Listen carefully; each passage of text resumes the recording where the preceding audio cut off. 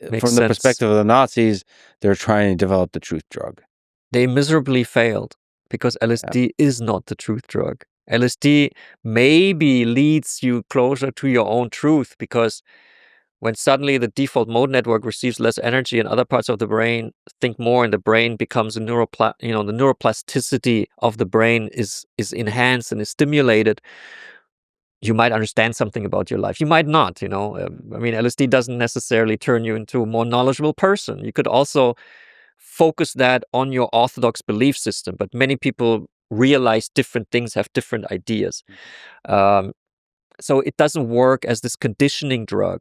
But also the CIA then kind of took over the LSD experiments that the US military took over from the SS. So now it's in CIA hands. In 1947, Central Intelligence Agency is founded, because America didn't have a Central Intelligence Agency before. They had like the military agencies like OSS.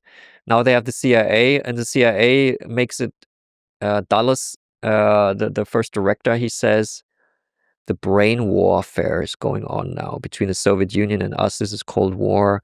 We have to, maybe they are using something against us. We have to be really on our, we have to be prepared, for the brain warfare, because communism is a propagandistic system.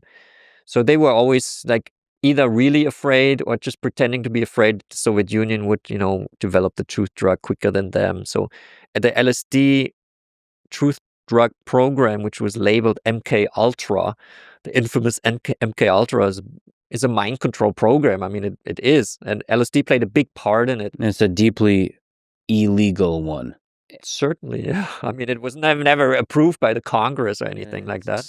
Probably deeply unethical, maybe one of the more un-American, unethical things done in recent times. It's certainly unethical. It continues the Nazi human experiments. Right. That's what the CIA did. It's continuing one of the worst aspects of what the Nazis were doing. Absolutely, yeah. Defeated the Nazis and carried the flag forward. It's just dark. And this is basically the reason why LSD at one point became illegal, because it did not get the chance. Stoll still wanted to put it on the market, but Sidney Gottlieb, the head of MKUltra, he really didn't want LSD to be on the market. He wanted, not because he thought it's not good or dangerous for anybody, he just wanted to control LSD. He wanted LSD to be his, so he could use it for MKUltra, for experiments. But he couldn't really stop. There was also legit LSD research always going on until it was prohibited in 1966. Mm-hmm. There was legit LSD research done in universities, which came to all kinds of conclusions. But the decisive thing was a visit by Gottlieb in the office of Stoll in Basel, where he basically says he comes with a suitcase with $240,000 US dollars to buy the world supply of LSD. And because he has the information from the American ambassador, like he said, like, we think by now Sandoz has produced like 400 kilograms of LSD, so that was the price for these 400. And Stoll said, no, actually we have produced only 400 grams. And but I'll sell everything to you, of course. I mean, because the pressure that he received from the CIA was, because the CIA and the FDA, they're like quite friendly organizations.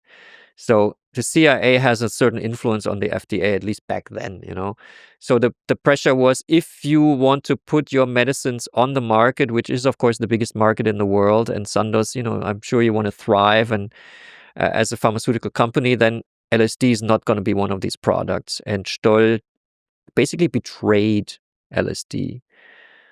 So he said, okay, and LSD was only distributed as a research drug. It was never sold by the company. So researchers could actually write to Sandoz and say, I'm doing this and this test, and I'm a neuroscientist, I need LSD. And then they would receive it. But mostly what happened to the LSD was it went into the CIA's hands, and then it was used in MKUltra. But then it spilled out, obviously, because one of the guinea pigs was Ken Kesey. He received $75 US for taking LSD for the CIA.